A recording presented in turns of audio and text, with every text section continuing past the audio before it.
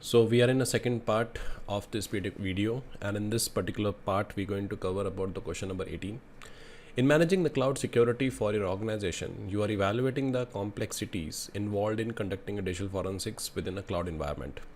Recognizing the unique challenge that cloud inherent feature present to forensic activity, you aim to understand how these features, while beneficial from a service delivery perspective, might complicate the forensic investigation. This understanding is crucial for developing a strategy to effectively address the potential forensic need. Which feature of cloud service, although advantageous for operational efficiency and scalability, pose a significant challenge for digital forensic due to the impact on data security and investigation? So in this particular video, we're talking about a feature which can basically backfire from forensics perspective. So options are elastic computing resource. Elastic computing resource basically mean you can able to scale up and scale down. Second is multi-tenant model, where the one hardware is basically shared with multiple users, multiple tenants. On-demand self-services, where you can basically request the instance any point of time. And fourth is basically called as a resource pooling. Actually, there is nothing called as a multi-tenant. We have a multi-tenancy. So B is part of a D. Resource pooling is a feature. On-demand self-service is a feature. Elastic computing resource is basically not a feature. We have elasticity. So one of the concern is called as a resource pooling, because in resource pooling, what happen is one hardware is basically shared with multiple tenant. Advantage is cost effective. That is the reason we are sharing a hardware. But that advantage will basically back from a forensics perspective. The reason why is that when you store data in the same hardware, other customers also storing the data in the same hardware. And tomorrow, if you want to investigate, it is difficult to retrieve the data from the shared hardware. So that is why the advantage of resource pooling, that cost effectiveness and efficiencies, can backfire from a forensics point of view. So B is a part of a D. That's why the answer is D for Delta. Okay. In your role as a cloud security architect for corporations handling sensitive data, you are tasked with designing a cloud infrastructure that meets stringent security requirement. Recognizing a limitation of public cloud storage for your organization's most critical data, you consider the alternative architecture that could offer the necessary security assurance while still leveraging the scalability and efficiency on cloud technology. Which cloud architecture approach would be the most appropriate for ensuring the security of highly sensitive data, considering the potential risk associated with the public cloud storage? Now, three things are there. One is we're looking for something where we can have a security, and along with that scalability and efficiency. And the scenario also talking about that they have dealing with the sensitive data. So what is the countermeasure? So the first part is basically called as a fully migrate all data and system to public cloud environment to benefit from the cloud provider security measure. But we cannot blindly trust the cloud security controls. We cannot trust the cloud architecture blindly, because we are dealing with the sensitive data here. Second is basically adopting a hybrid cloud model, where the highly sensitive data is basically stored within a private cloud. Okay. And or on-prem storage, while other data application utilize the public cloud service, which makes sense. Like we can go for cloud bursting in BCPDR scenario, where we can do a development in the private cloud, and once it is basically ready, we can deploy on the public cloud. So by this way, we can control the data. Third is utilizing a multi-cloud strategy, spreading data and application across multiple public cloud and provided dilute the risk, but actually it doesn't dilute the risk, because again, my data is exposed to the multi-cloud. D is called as opting for community cloud model shared with organizations in the same industry, assuming similar security compliance requirement. We can go for that, but in the entire question is not talking about any multiple companies and all that. Again, sharing the data with the multiple companies is also a concern. So only option which is look best is answer is B for beta, adopting a hybrid cloud, where you can do your development on the private cloud, and once it is ready, we can deploy in the public cloud. Always remember one thing: before going for the hybrid cloud, you have to verify the vendor portability. Okay, you have to verify the vendor integration. So these are things that you have to look for. Let's move to the next question. Thank you. Okay, as a cloud security manager for a large organization, you are refining the incident response and compliance strategy to address both internal and external requirement. A challenge has emerged related to the cloud fluid asset landscape, where the ability to track and analyze risk profile of asset over the time is not just preferable but necessary for a trend identification, vulnerability anticipation, and regulatory adherence. Which feature is critical to your cloud security management approach to address this need effectively? Three keywords are there. The challenge is related to cloud fluid assets. landscape because cloud is basically very dynamic in nature. So managing an asset is always a concern. So that is the one problem statement we have. And second problem statement is track and analyze the risk profile of assets. So that is a challenge because definitely dynamic in nature. So what strategy we apply? So option A, cloud service offer dynamic asset scaling, minimize the emphasis on tracking on historical risk analysis, but we cannot simply depend upon cloud and their associate feature to track the asset. Second is asset inventory system that provide both current tracking and historical analysis of risk exposure. Definitely if you have some inventory in place, we can have a visibility that okay, this asset belong to which owner, who own the asset, what is the last access thing and all that. C says reliance on the cloud service provider for continuous management reporting on the security status of cloud deployed asset. That is also very important. That give you the holistic view. But here we are focusing more on the cloud fluid assets. Okay, and D say focus on real-time detection of threats, sidelining the analysis of how the asset risk exposure evolve over the time. Again, it is only give you the one aspect of the threat, which is called real-time detection. Here the concern is asset landscape, where the ability to track and analyze risk profile of asset over time is not just preferable but necessary for a trend identification, vulnerability anticipation, regulatory adherence. For that we need an asset function. So the only close option is basically B. By having a proper asset inventory system, you can able to track all the assets because of the dynamic in nature of the cloud.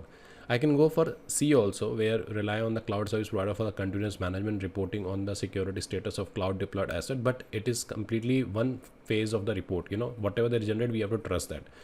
But until even we get the report, how can we map with the current asset? You need to have an asset inventory.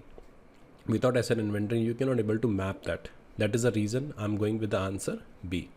Let's move to the next question.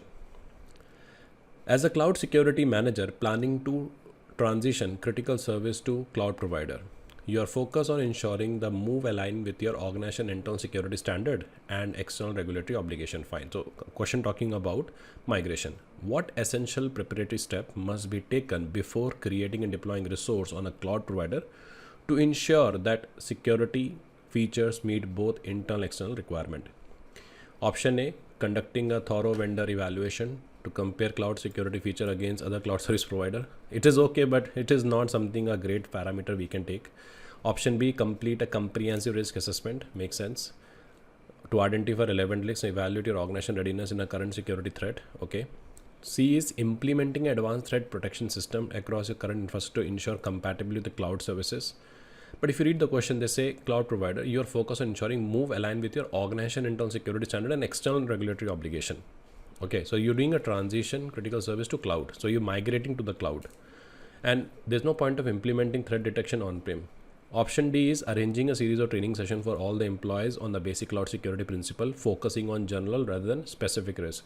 But that cannot address my requirement of internal security standard. Before doing any kind of an assessment, it is always a good practice to do the risk assessment. Okay, risk assessment. Because risk assessment basically help you drive all the factors. By doing a risk assessment in the initial stage, we can able to get the visibility about what is the current threat, what is the current risk, what is the current impact, and does it basically align with my requirement. Let's take an example. I am shortlisting AWS. I am deciding to use Azure. So before I decided to use these services, I will do the risk assessment of that. I will just check whether their requirement, whatever they're offering, is it aligned with my requirement. And that is the reason I'm going with the answer B. Because further B, we can go for C, D and A depending upon the gap that we identify. But this is something is the first thing we have to do before taking a final call. That is the answer is basically B. Let's move to the next question. Thank you. Again, an interesting question. As a cloud security manager for an organization that handles sensitive customer data, you're tasked with implementing a robust data protection strategy for your cloud hosted database. Recognizing the critical need to safeguard the specific piece of data without compromising the accessibility and performance of the database, you explore encryption solutions that offer both security and efficiency. Given the importance of protecting sensitive information while ensuring the authorized users can access the data they need without unnecessary hurdle, you consider the adoption of a particular encryption technique. Which encryption technique is best suited for the encryption specific to the row and column? This is the problem statement. So we're looking for a parameter where we're talking about encrypting a specific row and column. I'm not talking about encrypting a complete database. We're talking about encrypting a specific this called raw and column. You can see in a cloud hosted database, providing a security for sensitive data while keeping the encryption key external accessible only to the authorized user. Because if you're taking example of the type of encryption we're talking about, the requirement also that okay, key should be external accessible only to the authorized user. So let's see what are the options we have. Option A, full database encryption. Option B, transparent encryption. Option C, static data masking. And option D is application level encryption. Let's go by the first, which is called full database encryption. This option actually is incorrect because it involves encrypting the entire database. While it provides a high level of security, but it does not offer the granularity of protecting a specific row and column as a transparent encryption does actually. So full database encryption also means that once the database is decrypted for use, all content are exposed, which is not ideal for a scenario where only certain part of a database need to be accessible. Static data masking.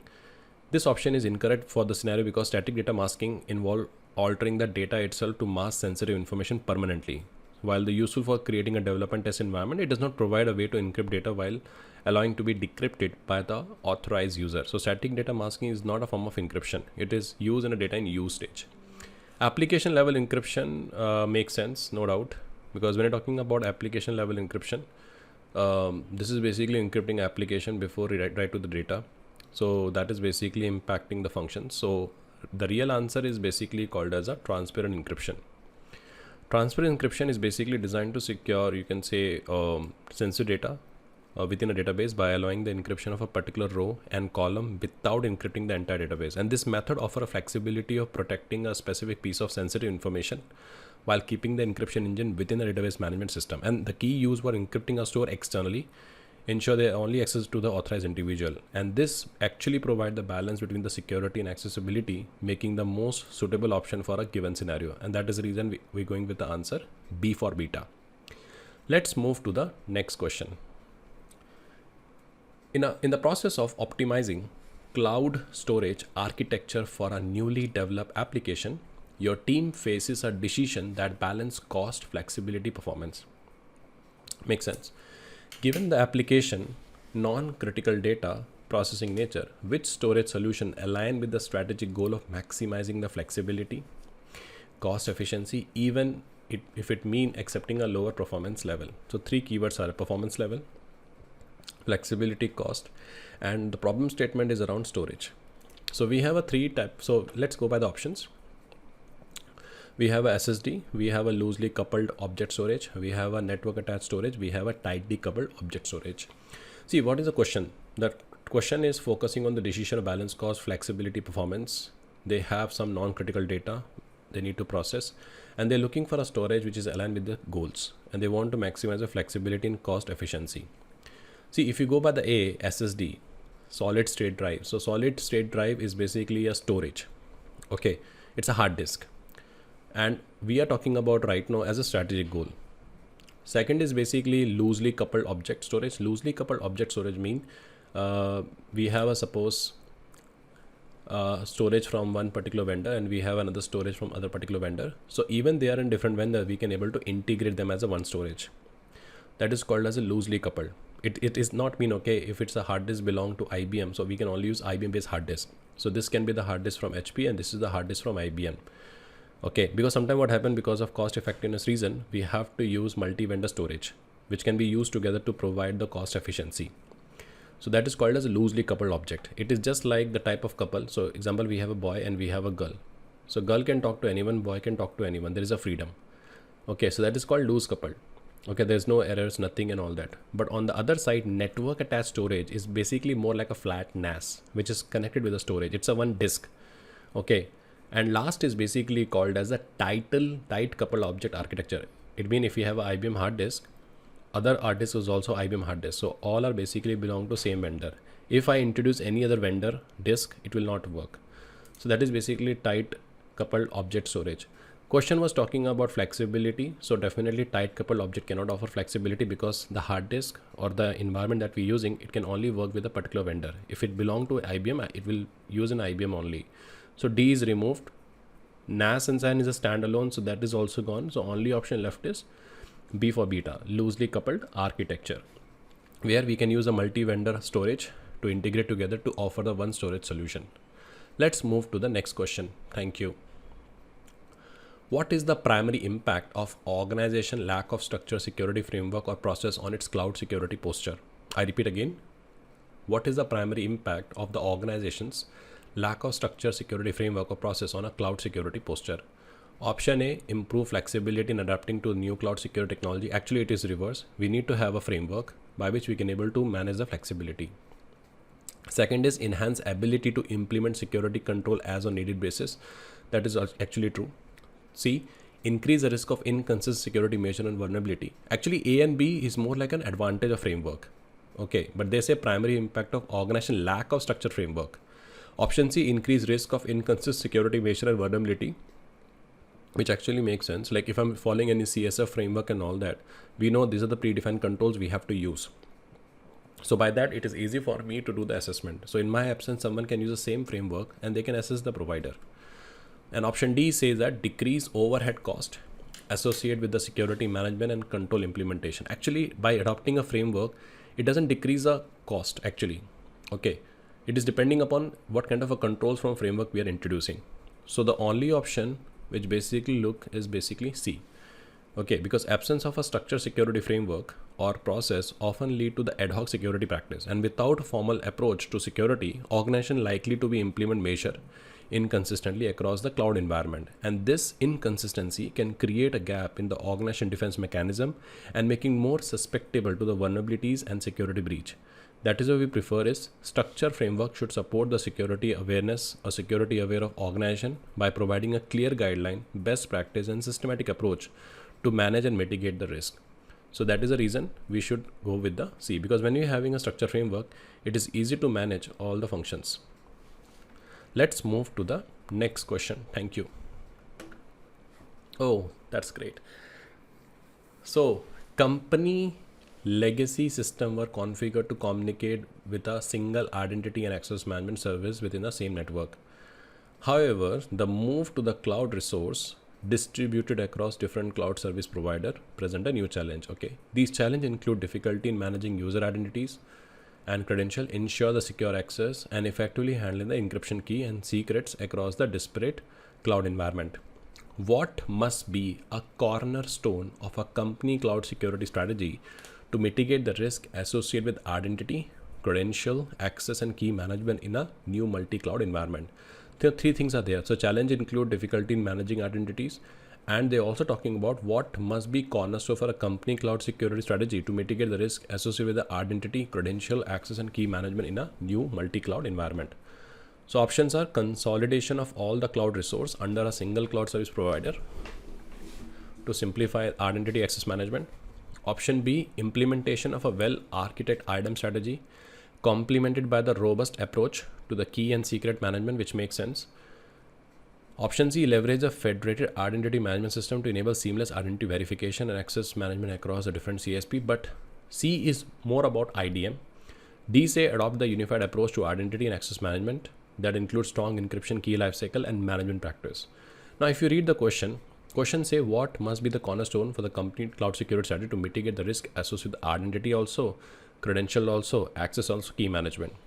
A, I'm removing because it only talk about identity access.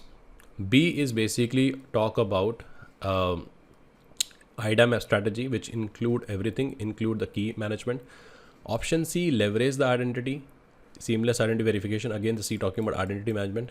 D say unified approach, okay, to identity and access management that includes strong encryption, key lifecycle management. But before you adopt, you need to implement some kind of a strategy. So D is basically part of the B. Okay, because by defining a strategy, by defining a function, you can able to adopt D. So in a multi-cloud environment, complexity of managing identity, credential access, and encryption key significantly increased due to the disparate. So well-architected IDM strategy is crucial for maintaining a secure and efficient access control. And this strategy also, along with the robust approach to encryption key, can be used as a secret management. So D offer an alternative by focusing on a unified approach to identity coupled with the strong practice for managing lifecycle encryption key and aligning closely with the comprehensive strategy. Okay, so D is basically part of the B for beta. Thank you. Okay, So during the development of a new cloud native application for a healthcare provider, you are advising on a security best practice as a part of the software security development lifecycle. The application will extensively use API for integrating various services and will manage through a web-based console. So recognizing the potential security risk associated with the cloud interface and API, especially when they are accessible via the internet, may expose sensitive system or data. You emphasize the need for a specific security practice in the SSDLC. So within the SSDLC, for a cloud application, what is a critical practice to ensure the security of the interface and API? So option A is limiting API usage to an internal network only to avoid external exposure. See, while this can improve security, it might not be feasible for all the application, right? Because cloud-based application often requires some level of external accessibility.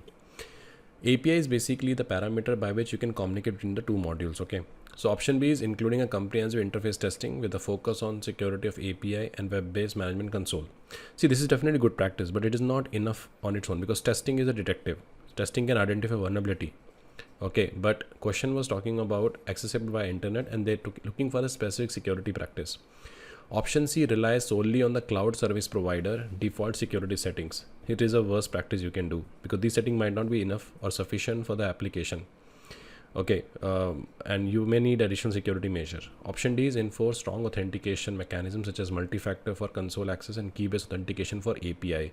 That makes sense because by going with the D, you need to first authenticate and you will also make sure the right data you're processing from a right server. So yes, if D is not there, I will go for the B, but if D is already there, so we can go for the D. Okay, because by MFA and key-based access make it harder for attacker to gain access for API and console even if it's managed to steal the credential. That is the reason answer is basically D. Let's go by the next question. As a cloud security consultant, you are reviewing the cloud, you can say cloud adoption strategy for a financial institution. While institutions enjoy cost saving from using a CSP, you note a significant concern regarding a lack of visibility into the operation of the system within the cloud. Both unsanctioned app use or shadow IT and sanctioned app misuse are identified as a potential threat, leading to the loss of data control and visibility. You are tasked with recommended security practice to mitigate this risk. Considering the visibility challenge posed by using CSP, what should be the incorporated into the institution cloud security strategy to enhance oversight and control over its cloud-based system and services? Now when talking about this question, this basically question address multiple issues. They're looking for a solution which offer them visibility because there's a lack of visibility, shadow IT is there, and handling these challenges, they are suggesting me what is a solution we can use. So option A, strictly limiting the number of cloud service to minimize complexity and potential misuse. Option B, implement the security governance measures such as security training and policy to safeguard against unsanctioned and misused cloud services. Option C, focus solely on the encryption to prevent unauthorized access to data regardless of application sanction status. But C is more from an encryption point of view, so that is removed. Option D is DLP and data flow to improve the visibility, control over the movement of sensitive data. This is basically a very good practice if we're talking about data movement in the cloud. Okay, so now we left with D, B and A. So A says strictly limiting the number of cloud service to minimize the complexities, but that is not possible because it's all about the business. We cannot simply say, okay, we will not continue this. And option B say implement a security governance measures such as security training and policy to safeguard against the unsanctioned and misused cloud services. Just providing a training to the employees will not give them assurance, because keyword is you're recommending a security practice to migrate this risk. Risk was sanctioned app, unsanctioned and all that. So only close option is right now we can see is DLP. Okay, because the benefit of DLP is prevent from installing any unauthorized app and also restrict the data movement in the cloud environment. Today, if you take example from an exam perspective, always remember DLP with DRM is the only solution to maintain the data security in the cloud after encryption. Okay, encryption is definitely a best answer. If you have option to protect more sensitive data to be protected in the cloud is encryption. But if the question specifically talking about preventing data disclosure, preventing data movement, then in that case, second best answer is DLP and DRM. Let's move to the next question. As a cloud security consultant, you are advising a software development team that is implementing a cloud-based application. They seek your recommendation on integration. I repeat, integration security testing within a development pipeline. A second keyword is pipeline. Given the constraint of selecting a single security testing for a cloud-based application development, which methodology should prioritize to provide the most thorough assurance of a secure software development? So option A, SAST, option B, DAST, option C, IAST, and option D, manual pen testing. See, if you take an example of SAST, it can be effective if I have access of code and we're reviewing the code. So without executing the application, we can test that. But if once the application production with the SaaS, it is difficult to find the visibility. DAST is only effective if you're doing a test against a running application. What about the code? What about the behavior? C, IST is designed to provide more comprehensive security testing because it is a combination of SAST and DAST. So what is the advantage is that this tool will analyze the application from and within the using instrumentation as it runs test, and also basically offer the real-time feedback on the security issues. And the best thing is that it also captures the best both static and dynamic analysis, making it as an excellent singular choice for team that need to be prioritized.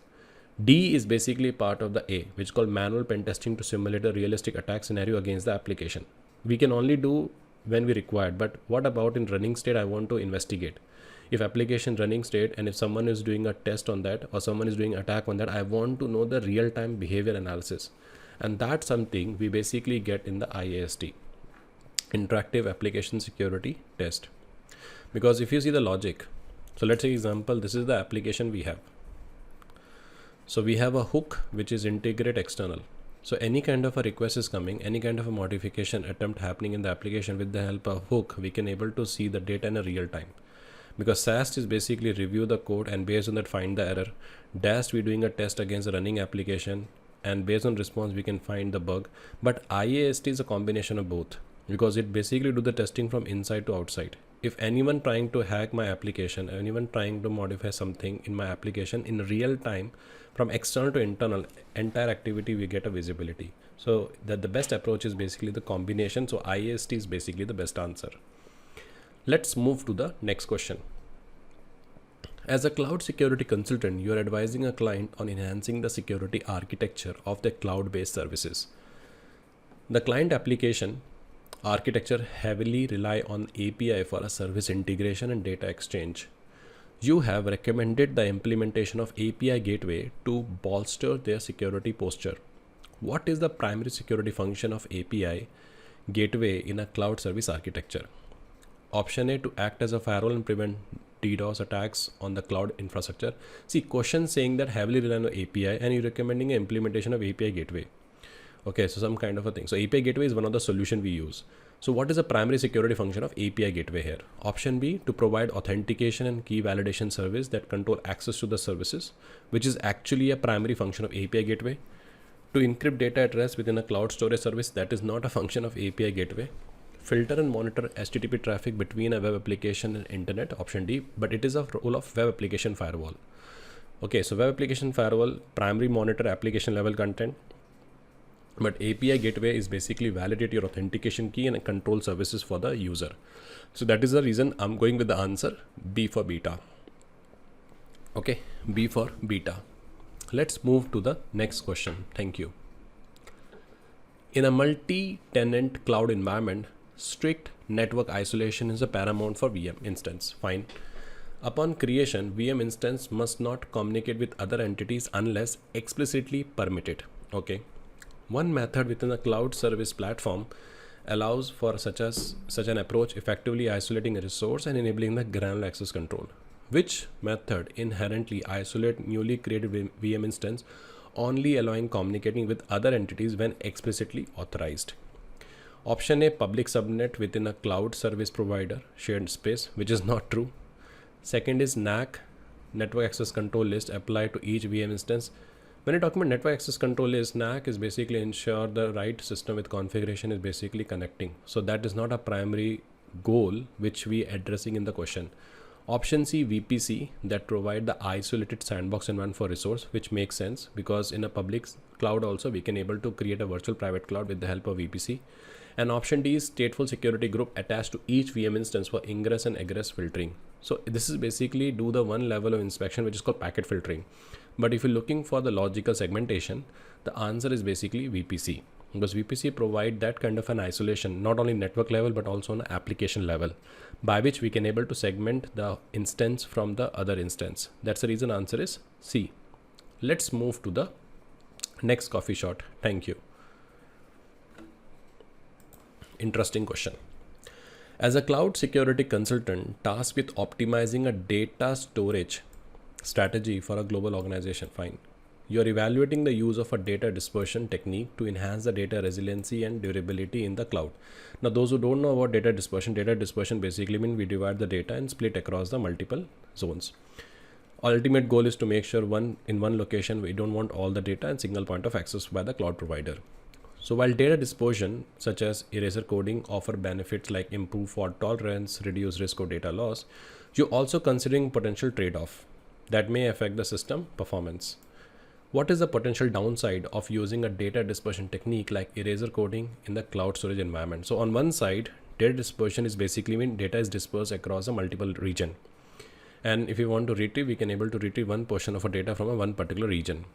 And the reason is basically we're using that because I don't want all the data in a one location, but anything which is coming as a functionality can also come as a disadvantage. So that is a disadvantage we need to understand. So option A, increase the risk of data breach due to the more widespread data distribution. See, even it's not a risk because if you see the data dispersion technique, so this is basically the data we have example. Okay, so data was dispersed across multiple regions. So even he hacked this portion of a data, you can't do anything with the data. So A, removed. Enhance the complexity in the data management retrieval operation, which makes sense because data is dispersed across a multiple region. Tomorrow you want to retrieve. If there's a minor latency is there, you're unable to retrieve the data.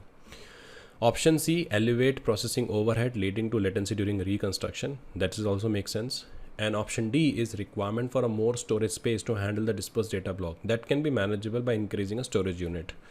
So we'll have to B and C. Both look very same. Enhance complexity in the management retrieval makes sense, and elevate processing overhead leading to the latency during a data reconstruction. Actually, B is basically part of a C because of complexity in data management, it take more time, it take more computation, and because of that reason, it basically lead to the data reconstruction. Okay.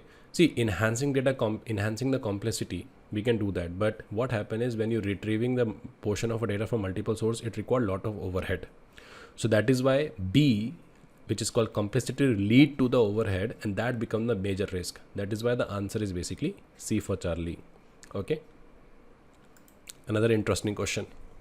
Which of the following option accurately represent the framework that mandates CSP to implement comprehensive risk-based security control and undergo assessment authorization process to ensure compliance with the US federal government requirement? It is a very important question. Option A, DCAP. Option B, FISMA. Option C, FedRAMP. And option D, CSA. See, if we take an example of DCAP, it is actually serve as a Department Defense process to ensure risk management is applied to the information system. Again, information system, not a specific for the cloud. Option B, FISMA. FISMA is basically called as a Federal Information Security Management Act, which outline a comprehensive framework to protect government information. So it is not at all related with the cloud. FedRAMP is basically offer a standardized approach for security assessment, authorization, continuous monitoring. So tomorrow, if any cloud provider is want to serve services in the US federal, they need to pass the FedRAMP assessment. Okay. And D says CSA. CSA is a non-profitable organization, which is basically providing some concept and best practice for the cloud security. So the close answer is basically C. Okay, C. Because if you take example of a C, FedRAMP is basically a framework which is designed for a cloud services and providing a rigorous and standardized methodology for a security assessment, authorization, and continuous monitoring. And this question basically challenge the candidate knowledge on the compliance part. So any question in the exam also you talk about cloud environment and you want to sell cloud services in a US federal environment. So answer always remember is FedRAMP, which is basically requirement for any provider to be passed in the certification. So if they basically pass the FedRAMP accreditation, then only they can be sell their services or US federal government can able to subscribe that particular cloud solution. So this is all from my second part of my CCSP series. Do let me know in the comment box how do you find this particular video. and do share your network so maximum people will get a benefit from this. And if you're new to the channel, do subscribe to my YouTube channel and click on the bell icon to make sure you should not miss my future videos on a similar topic. Good day. Bye.